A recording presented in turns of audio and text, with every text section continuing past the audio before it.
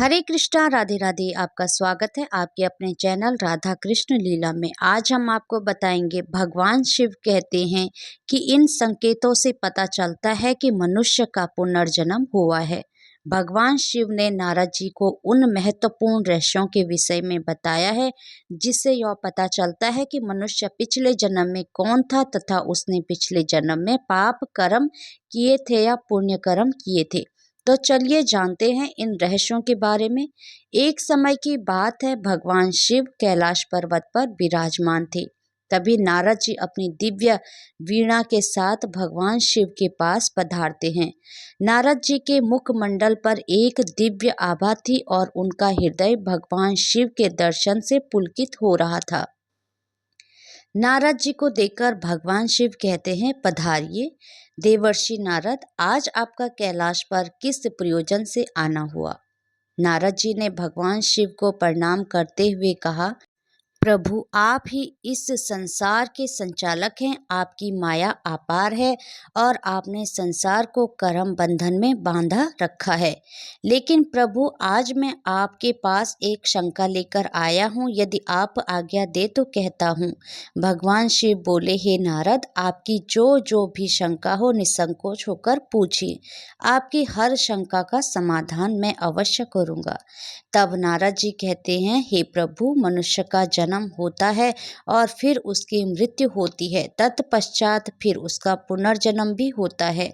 प्रभु, मैं आपसे यह जानना चाहता हूँ कि जब मनुष्य का पुनर्जन्म होता है तो उस मनुष्य को अपने पिछले जन्म के पाप और पुण्य कर्मों का फल प्राप्त होता है, लेकिन वह मनुष्य कैसे पता करे कि उसने पिछले जन्म में क्या क्या पाप किए थे।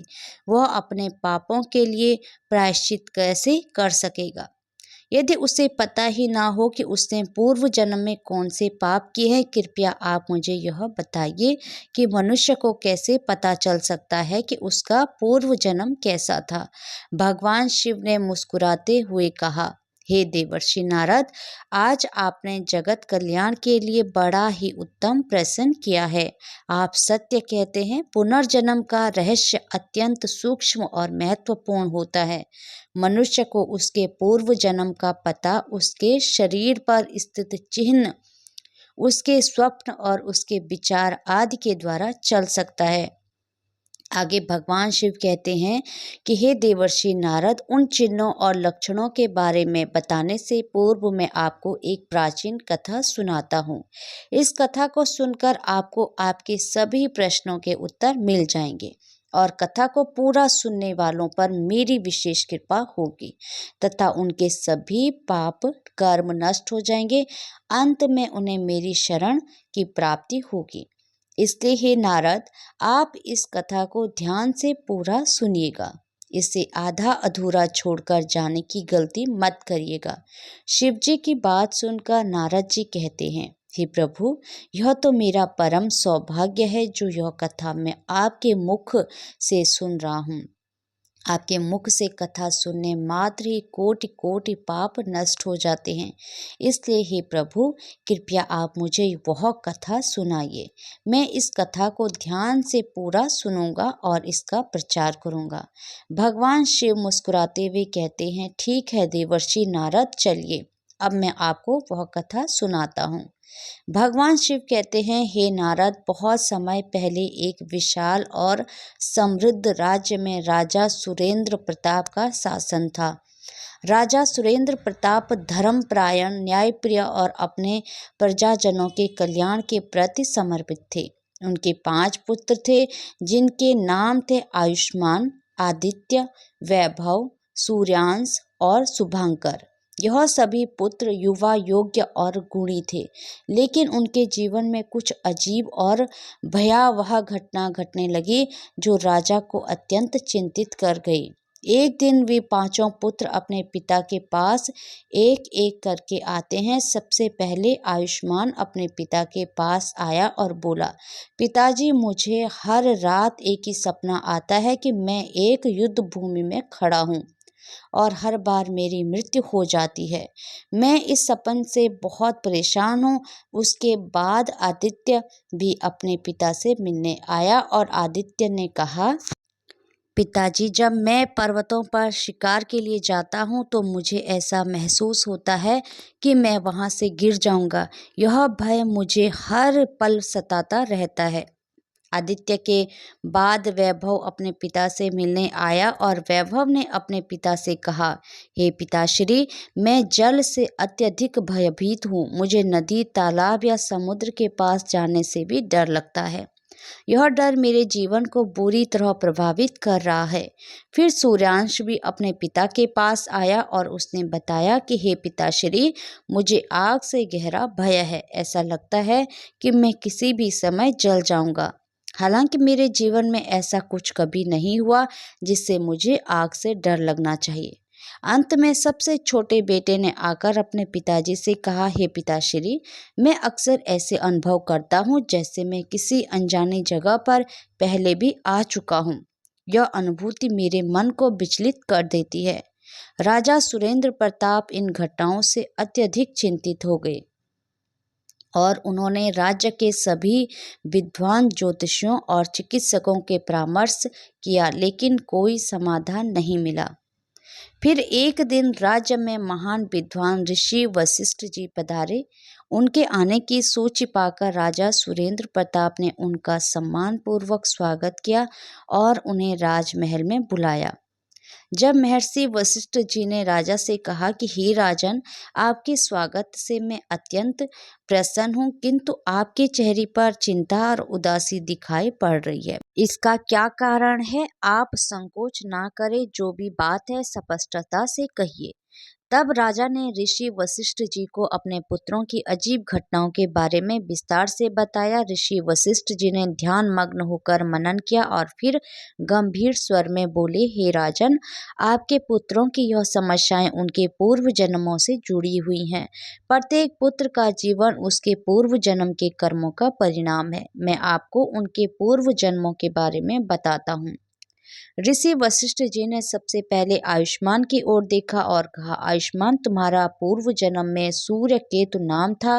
तुम एक महान योद्धा थे और मगध के राजकुमार थे। तुम्हारी वीरता के चर्चे दूर दूर तक फैले थे, लेकिन एक दुष्ट राजा ने छल से तुम्हारी हत्या कर दी थी। युद्ध भूमि में तुम्हारी मृत्यु हुई थी, इसलिए आज भी तुम्हें हर रात युद्ध भूमि में मरने का सपना आता है। आयुष्मान ने सिर झुकाकर कहा, हे ऋषिवर, क्या इसका कोई समाधान है? ऋषि वशिष्ठ जी ने उत्तर दिया, हे पुत्र, तुम्हें अपनी वीरता के गुण को पुनः जागृत करना होगा। किसी बड़े यज्ञ का आयोजन कर उसमें अपनी वीरता का प्रदर्शन करो। इससे तुम्हारी आत्मा को शांति मिलेगी। इसके बाद ऋषि वशिष्ठ जी ने आदित्य की ओर मुड़ते हुए कहा, हे पुत्र, तुम्हारा पूर्व जन्म में धीरज नाम था। तुम एक कुशल शिकारी थे और हिमालय के पर्वतों पर शिकार किया करते थे। एक दिन तुम शिकार करते समय पर्वत से गिरकर अपनी जान गंवा बैठे। यही कारण है कि आज तुम्हें ऊंचाइयों से डर लगता है। आदित्य ने चिंता व्यक्त करते हुए कहा, ऋषिवर, मैं इस भय से कैसे मुक्ति पा सकता हूँ? ऋषि वशिष्ठ ने कहा, पुत्र, तुम्हें पर्वतों पर तपस्या करनी होगी। वहाँ के शुद्ध वायु और प्रकृति के साथ संपर्क से तुम्हारे मन का भय समाप्त हो जाएगा। ऋषि वशिष्ठ ने वैभव की ओर देखा और कहा, वैभव, तुम पूर्व जन्म में एक कुशल नाविक थे और समुद्रों में यात्रा किया करते थे, लेकिन यह एक भयंकर तूफान में तुम्हारी नाव डूब गई और तुमने अपने प्राण गंवा दिए। यही कारण है कि आज तुम्हें जल से अत्यधिक भय लगता है। वैभव ने निवेदन किया, ऋषिवर, कृपया मुझे इस भय से मुक्ति का उपाय बताइए। ऋषि वशिष्ठ ने उत्तर दिया, तुम्हें गंगा स्नान करना होगा। गंगा के पवित्र जल में स्नान करने से तुम्हारे मन का भय समाप्त हो जाएगा और तुम्हारी आत्मा को शांति मिलेगी। फिर ऋषि वशिष्ठ ने सूर्यांश की ओर देखते हुए कहा, तुम्हारा पूर्व जन्म में अंगारा नाम था। तुम एक यज्ञ करता थे और आग के साथ तुम्हारा अत्यधिक संपर्क था, लेकिन एक दिन यज्ञ के दौरान आग के विकराल रूप धारण कर लिया और तुम उसमें जल गए। यही कारण है कि आज तुम्हें आग से गहरा भय है। सूर्यांश ने दुखी होकर कहा, ऋषिवर, मुझे यह भय कैसे मुक्ति मिल सकती है? ऋषि वशिष्ठ ने कहा, तुम्हें अग्निहोत्र का अनुष्ठान करना चाहिए। यह अनुष्ठान तुम्हारे मन के डर को समाप्त करेगा और तुम्हारी आत्मा को शुद्ध करेगा। अंत में ऋषि वशिष्ठ ने राजा के सबसे छोटे पुत्र की ओर देखते हुए कहा, शुभंकर, तुम्हारा पूर्व जन्म में ज्ञानेंद्र नाम था। तुम एक महान विद्वान थे और पिछले जन्म में तुमने कहीं तीर्थ और पवित्र स्थानों की यात्रा की थी। तुमने वहां ध्यान किया और ज्ञान प्राप्त किया। तुम्हारी आत्मा में उन स्थानों की स्मृतियां आज भी जीवित है। शुभंकर ने पूछा, ऋषिवर, मुझे क्या करना चाहिए? ऋषि वशिष्ठ ने उत्तर दिया, तुम्हें उन स्थानों की यात्रा करनी चाहिए जहां तुमने पिछले जन्म में ज्ञान प्राप्त किया था। वहां ध्यान करो और अपनी आत्मा को शांति प्रदान करो। राजा सुरेंद्र प्रताप ने ऋषि वशिष्ठ जी के निर्देशों का पालन करते हुए अपने पुत्रों को उनके पूर्व जन्मों के कर्मों का प्रकाशित करने का आदेश दिया। सभी पुत्रों ने अपने अपने कर्मों का प्रायश्चित किया और उनकी सभी अजीब घटनाएं समाप्त हो गई। भगवान शिव ने नारद जी से कहा, हे देवर्षि नारद, यह कथा पूर्व जन्म के सत्य और कर्मों के महत्व को प्रकट करती है। आत्मा अपने कर्मों के अनुसार ही जन्म और अनुभव प्राप्त करती है, इसलिए सदा अच्छे कर्मों का पालन करना चाहिए। कथा समाप्त होने के बाद भगवान शिव ने नारद जी को संबोधित करते हुए कहा, देवर्षि नारद, पूर्व जन्म के विषय में कुछ और गहरे सत्य हैं जिन्हें मैं आपको बताना चाहता हूँ। यह लक्षण मनुष्य के पिछले जन्मों के कर्मों का प्रत्यक्ष प्रमाण होते हैं और इनसे यह जाना जा सकता है कि किस प्रकार के पाप और कर्म मनुष्य को अगले जन्म में क्या फल देते हैं। भगवान शिव ने कहा, जो मनुष्य अपने पिछले जन्म में असत्यवादी होता है अर्थात झूठ बोलकर धन कमाता है, उसे यमलोक में कठिन यातनाएं सहनी पड़ती हैं। उसे सत्य के मार्ग से भटकने और समाज में भ्रम फैलाने के अपराध में दंडित किया जाता है। इस सजा के पश्चात जब वह व्यक्ति पुनः जन्म लेता है तो उसकी वाणी में दोष उत्पन्न हो जाता है। वह हक लाल कर बोलता है या उसकी वाणी में स्पष्टता नहीं होती है। यह दोष उसके झूठ बोलने के पाप का प्रत्यक्ष परिणाम है। ऐसे व्यक्ति के जीवन में स्वाद की कठिनाइयां आती है और वह सामाजिक रूप से अक्षम होता है। भगवान शिव ने आगे कहा, यदि कोई व्यक्ति अपने पिछले जन्म में निष्पाप और मासूम जानवरों पर अत्याचार करता है तो उसे भी नर्क की यातनाओं से गुजरना पड़ता है। वह नर्क में उन जानवरों की पीड़ा का अनुभव करता है जिन्हें उसने कष्ट दिया था। जब वह व्यक्ति पुनः जन्म लेता है तो उसकी वाणी को शक्ति नहीं मिलती है और वह गूंगा पैदा होता है। यह लक्षण उसके पूर्व जन्म का निर्दयता और हिंसा के परिणाम स्वरूप प्रकट होता है। उसकी आत्मा में जो दोष उत्पन्न होता है वह उस जन्म में गूंगेपन के रूप में प्रकट होता है। भगवान ने गंभीर स्वर में कहा, जो व्यक्ति अपने पूर्व जन्म में अकारण किसी हत्या करता है वह भी नर्क की भयानक यातनाओं का सामना करता है। नर्क में उसे दर्द और पीड़ा का अनुभव कराया जाता है जो उसने हत्या के द्वारा दूसरों को दिया था। जब वह व्यक्ति पुनः जन्म लेता है तो उसे कोढ़ जैसे गंभीर रोग से ग्रसित शरीर प्राप्त होता है। कोढ़ का रोग उस व्यक्ति के शरीर को विकृत कर देता है और वह समाज से तिरस्कृत होता है। यह रोग उसके पाप का प्रत्यक्ष परिणाम है और यह उसे जीवन भर कष्ट देता है। भगवान शिव ने आगे बताया, जो व्यक्ति पिछले जन्म में शराब का अत्यधिक सेवन करता है उसे यमलोक में भीषण कष्टों से गुजरना पड़ता है। उसके शरीर को गर्म लोहा पिघलाकर पीने के लिए दिया जाता है और उसकी आत्मा को इस प्रकार की अत्यंत दर्दनाक यातनाओं का सामना करना पड़ता है।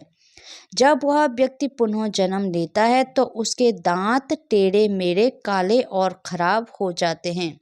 उसे दांतों से संबंधित रोग लग जाते हैं जो उसके पूर्व जन्म के पाप का परिणाम होते हैं। इस लक्षण से उसे बार बार दंत चिकित्सक की आवश्यकता होती है और उसका चेहरा भी विकृत हो जाता है। भगवान शिव ने कहा, जो व्यक्ति अपने पिछले जन्म में धन या स्वर्ण की चोरी करता है उसे भी यमलोक में सजा मिलती है। उसका मन स्वर्ण और धन की लालसा से ग्रसित होता है और वह इस पाप के कारण नरक में भी अत्यधिक पीड़ा सहता है।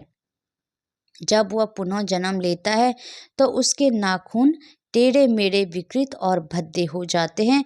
उसके नाखूनों की यह विकृति उसके पूर्व जन्म के पाप का प्रतीक होता है। इस लक्षण के कारण वह समाज में तिरस्कृत होता है और उसका आत्मविश्वास भी कमजोर हो जाता है। भगवान शिव ने गंभीरता से कहा है, हे नारद, जो व्यक्ति अपने पिछले जन्म में गुरु का अपमान करता है या गुरु की पत्नी के साथ संबंध बनाता है वह अत्यंत पापी होता है। ऐसे व्यक्ति को नरक में कठोर दंड दिया जाता है। उसे चर्म रोग का सामना करना पड़ता है जिससे उसकी त्वचा में विकृति आ जाती है। जब वह पुनः जन्म लेता है तो उसे चर्म रोग से पीड़ित शरीर प्राप्त होता है। उसकी त्वचा में विभिन्न प्रकार के विकार उत्पन्न होते हैं और वह जीवन भर इस रोग से पीड़ित रहता है। यह उसके गुरु के प्रति किए गए पाप का परिणाम है। भगवान शिव ने बताया, जो व्यक्ति अपने पिछले जन्म में दान धर्म का पालन नहीं करता वह इस जन्म में अत्यंत दरिद्र बनता है। वह नरक में दरिद्रता की यातनाएं सहता है और भिक्षा मांगकर जीवन यापन करता है। जब वह पुनः जन्म लेता है तो उसकी आर्थिक स्थिति अत्यंत कमजोर होती है, उसे भिक्षा मांगनी पड़ती है और उसका जीवन अत्यंत कठिनाइयों से भरा होता है। यह दरिद्रता उसके दान धर्म के अभाव का प्रतिफल है। भगवान शिव ने कहा है, जो व्यक्ति अपने पिछले जन्म में अपनी पतिव्रता पत्नी को कष्ट देता है और वैश्य के साथ संबंध बनाता है उसे नरक में भीषण यातनाएं झेलनी पड़ती है। जब वह पुनः जन्म लेता है तो उसे दुष्ट और कष्टदायिनी पत्नी प्राप्त होती है। उसकी पत्नी उसे सदा दुख और पीड़ा देती है, जो उसके पूर्व जन्म के पाप का प्रतिफल है। यह लक्षण उसके जीवन में मानसिक और शारीरिक पीड़ा का कारण बनता है। भगवान शिव ने कहा, जो व्यक्ति अपने पिछले जन्म में अपने माता पिता का अपमान करता है, उन्हें कष्ट देता है, वह नरक में कड़ी सजा पाता है। जब वह पुनः जन्म लेता है तो उसकी संतान मूर्ख और दुष्ट जन्म लेती है। ऐसी संतान उसे अत्यधिक कष्ट देती है और उसकी मानसिक शांति छीन लेती है। यह लक्षण उसके माता पिता के प्रति किए गए कुकर्म का परिणाम है। अंत में भगवान ने समझाया, जो व्यक्ति अपने पिछले जन्म में धर्म ग्रंथों की चोरी करता है वह भीषण पाप करता है। उसे नरक में कठोर दंड दिया जाता है। जब वह पुनः जन्म लेता है तो वह जन्मांग हो जाता है और उसकी आंखों की रोशनी चली जाती है और वह जीवन भर अंधकार में जीता है। यह लक्षण उसके धर्म ग्रंथों की चोरी के पाप का प्रतिफल है। भगवान शिव के मुख से यह सभी लक्षण सुनकर नारद जी अत्यंत प्रभावित हुए। उन्होंने भगवान को प्रणाम किया और कहा, प्रभु, आपने जो ज्ञान मुझे दिया है वह अनमोल है। मैं इसे संसार में प्रसारित करूंगा ताकि लोग अपने कर्मों का सही मूल्य समझ सके और सतमार्ग पर चल सके। इस प्रकार भगवान शिव ने नारद जी को पुनर्जन्म और कर्म फल के महत्व का बोध कराया और नारद जी संसार में इस ज्ञान का प्रसार करने के लिए प्रस्थान कर गए। हरे कृष्णा, राधे राधे। भगवान श्री कृष्ण और राधा रानी की कृपा आप सभी भक्तों पर हमेशा बनी रहे। जय श्री राधे।